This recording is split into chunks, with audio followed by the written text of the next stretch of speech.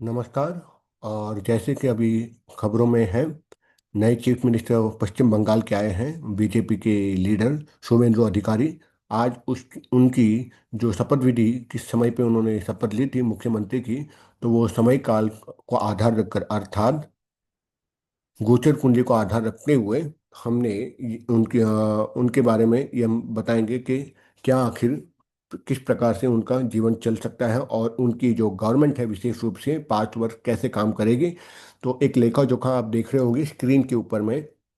D1 chart है, D9 chart है, और विषुवतरी दशा का मैंने यहाँ स्लाइड बना के रखा है ताकि हमें पता चले लॉजिकली कि कैसे ये एस्ट्रोलॉजी वैदिक पाराशरी काम करती है। मैं बात करूंगा पाराशरी के सूत्र के आधार पे, ना कि केपी या भृगुनंदन के आधार पे।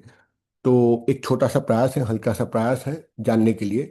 जैसे हम देखते हैं कि D1 जो चार्ट है, राशि चार्ट है, वो personality image of the public और पॉलिटिकल वैल्यूज पर आधार रखती है, आउटर पिक्चर दिखाती है। लेकिन जबकि D9 चार्ट हम देखते हैं तो वो नवमासा चार्ट जिसको कहते हैं, वो धर्म को लेकर आपका आत्मिक बल और आपका असली पोटेंशियल क्या है उसको लेकर बताया जाता है।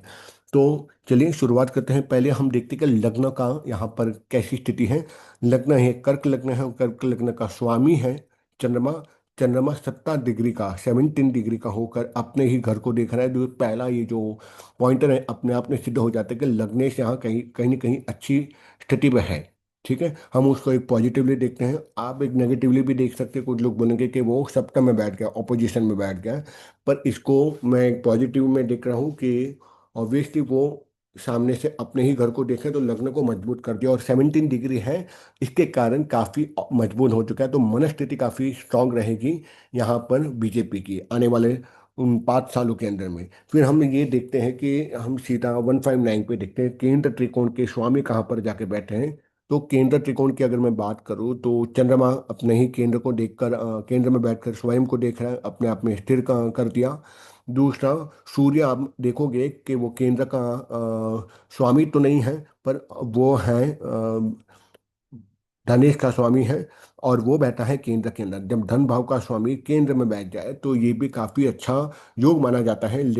तो इसलिए इस योग को मैं देखकर ये बोलूंगा कि धर्मस्थल पर ये काफी काम करेंगे, धार्मिक कृत्य भी करेंगे, और काफी नेम फेम होगा इस गवर्नमेंट, क्योंकि सूर्य नेम फेम का कारक है, वो कर्म का कारक है।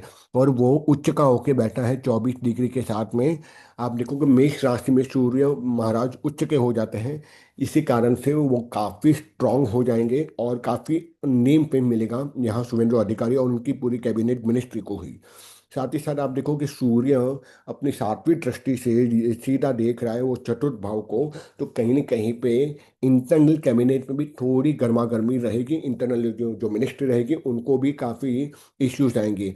और वेस्ट बंगाल बीजेपी की जो इंटरनल पार्टी है वहाँ पर भी काफ़ी क्लैशेस होंगे मिनिस्ट्रीज को लेकर, किसको कहाँ असाइन किया जाए। तो इंटरनली बीजेपी बंगाल में कहीं न कहीं पे कॉन्फ्लिक्ट तो होंगे। सूर्य की अपनी 7 नंबर राशि पे जो जहाँ पर वो नीच का रहता है, तो वो 7 नंबर राशि पे देख रहे हैं, तो इसीलिए उनका घर यानी कि बीजेपी पार्टी में ही इंटरनली कॉन्फ्लिक्ट आ सकते हैं, दैट्स वेरी श्योर। तब मैं केंद्र के बाद त्रिकोण में देखते हैं, त्रिकोण में कौन से स्वामी कहाँ पर बैठे हैं।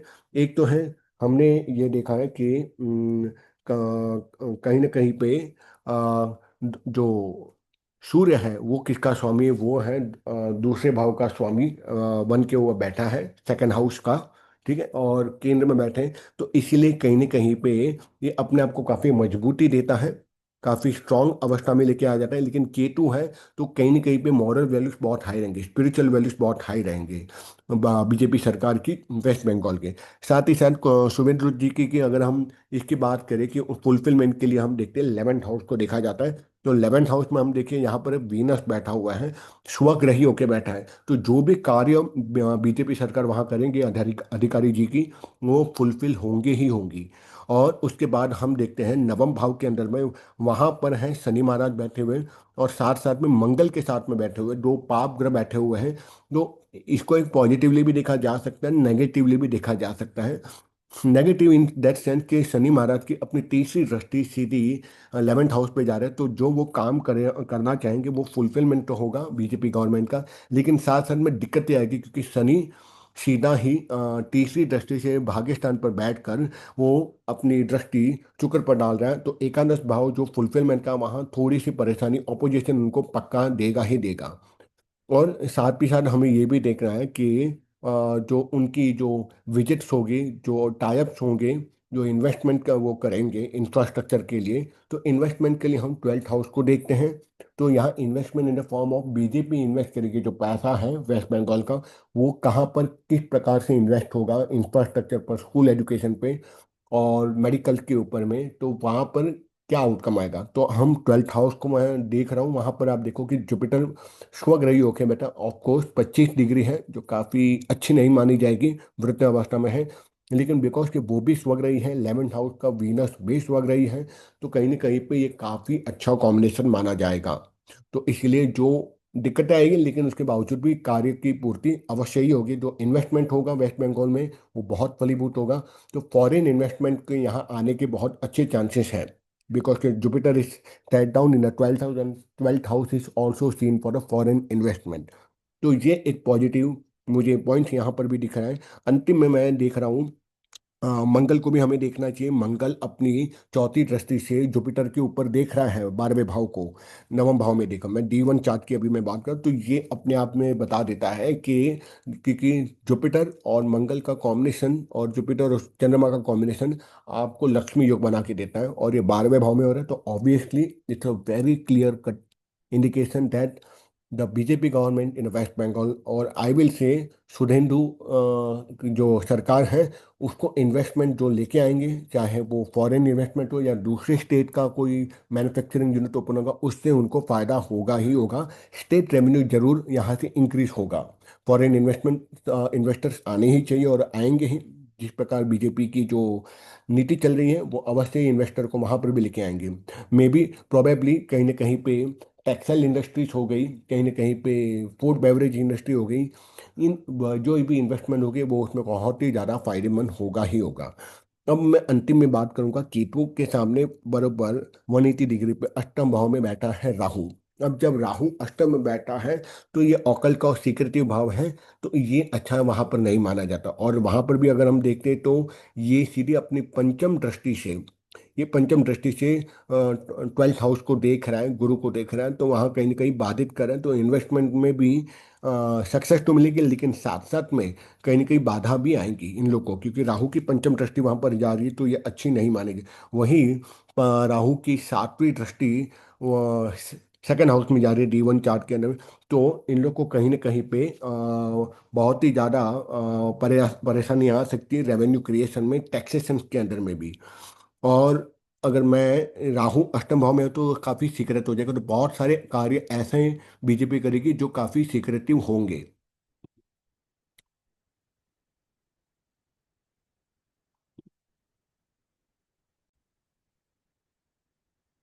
तो यहाँ पे मैं बात कर रहा था इसकी, क्षमा कीजिए जरा, यहाँ से थोड़ा ग्लिचेस आ चुका है इसके अंदर में, तो लेट मी जस्ट, ठीक है।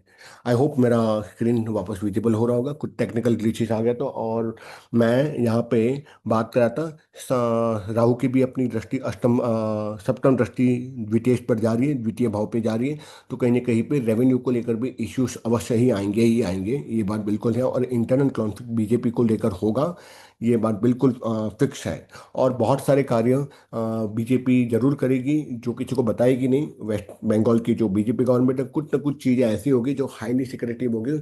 तो ये यहाँ पर एक इंडिकेशन ये भी जाता है, क्योंकि राहु अष्टम भाव में, तो वो खुराक पाक करता है, तो हो सकता है गैंगस्टर वॉर भी हो सकता है कि जैसे यूपी में हुआ, वैसे भी वहाँ के भी बहुत सारे टीएमसी वर्कर को या उन गुंडों को मार भी दिया जा सकता है। ऐसी बहुत सारी संभावनाएं बन सकती हैं। जी, हमने D1 चार्ट से देखा, let's move on into the D9 chart. वो D9 चार्ट क्या बता रहे हैं, जो लग्न का स्वामी चंद्रमा है वो पंचम में जाके बैठा है, केंद्र का त्रिकोण का स्वामी केंद्र त्रिकोण में बैठ जाता है, तो ये केंद्र त्रिकोण योग कहलाता है, और ये कहीं ना कहीं बहुत ही अच्छा योग बनता भी है। और इसीलिए आपसे संबंध, इन्वेस्टमेंट और एजुकेशन पर भी ये बहुत ही ज़्यादा खर्च करेंगे, और करना भी चाहिए। तो पहले तो मेडिकल फैसिलिटीज़ और एजुकेशन पर ये काफ़ी अच्छे से खर्च करेंगे, और इंफ्रास्ट्रक्चर पर भी बहुत ध्यान दिया जाएगा।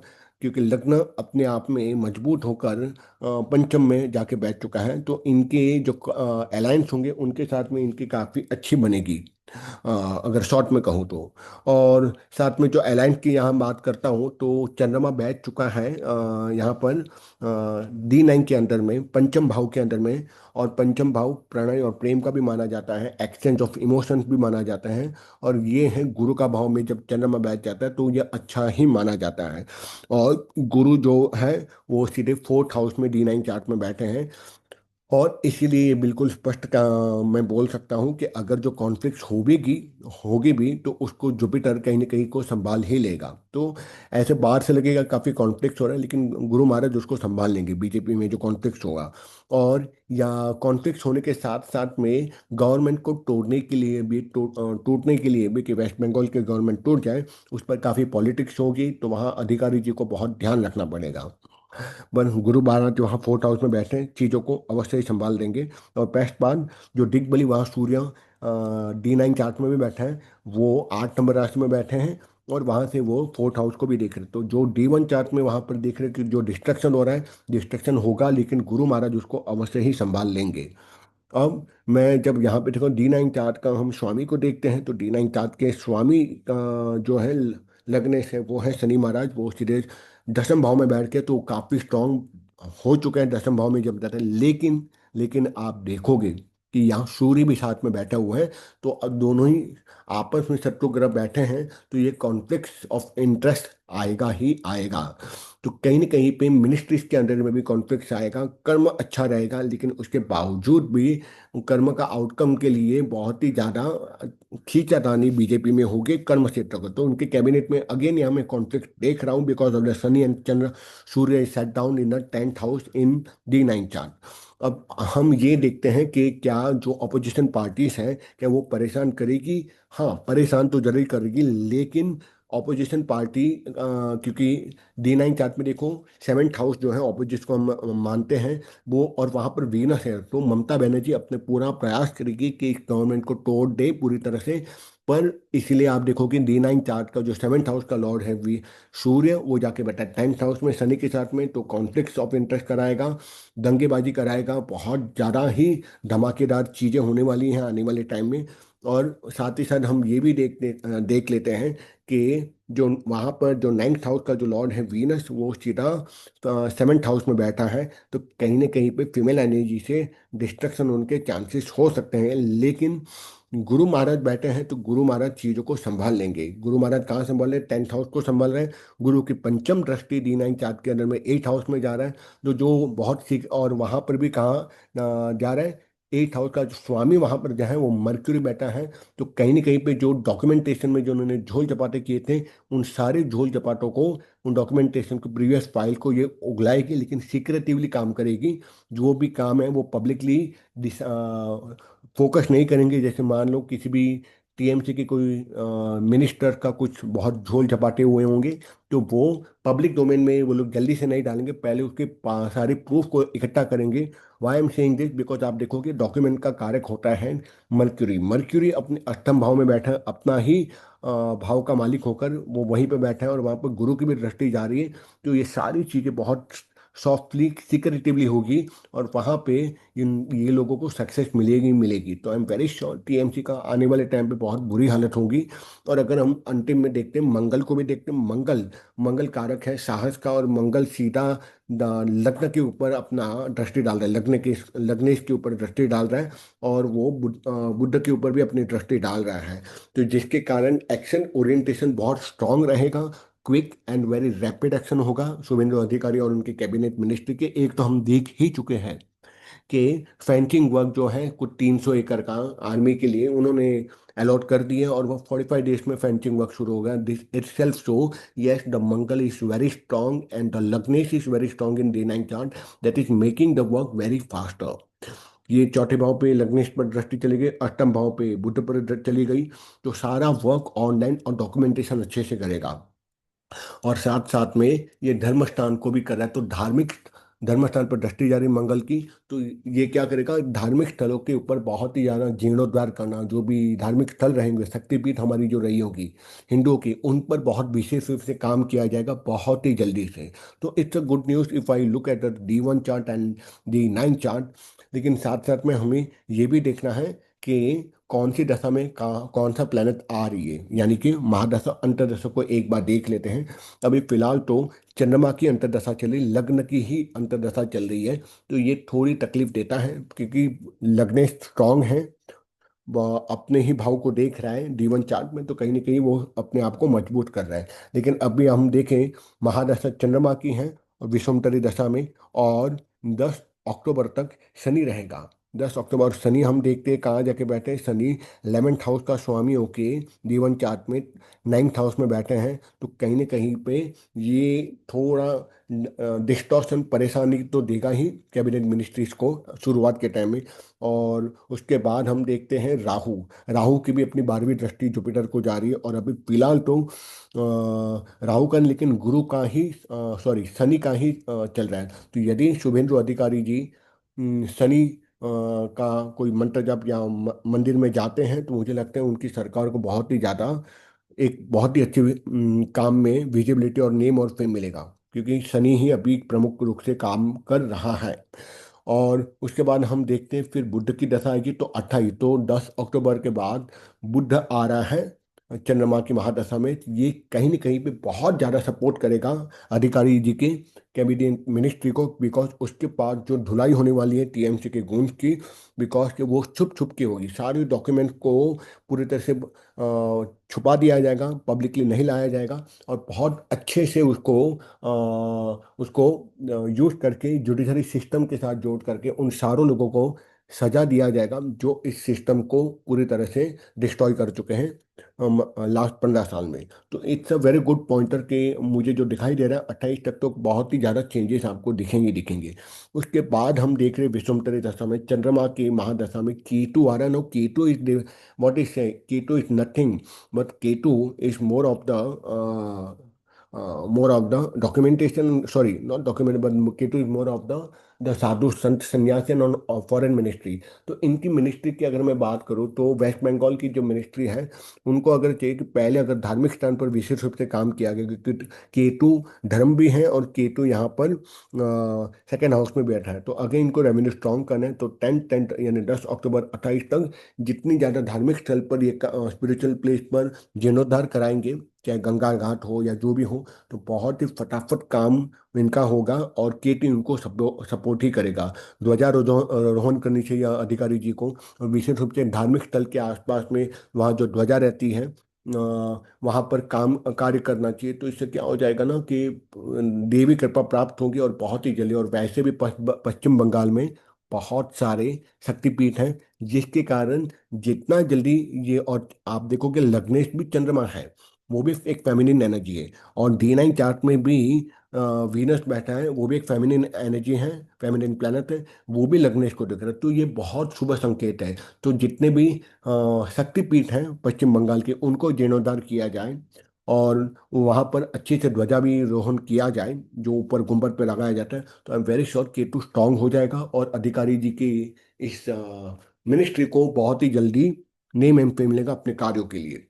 तो that's all about a very short video on the what we say the political astrology. I hope ये मेरा पहला वीडियो था पॉलिटिकल एनालिसिस में।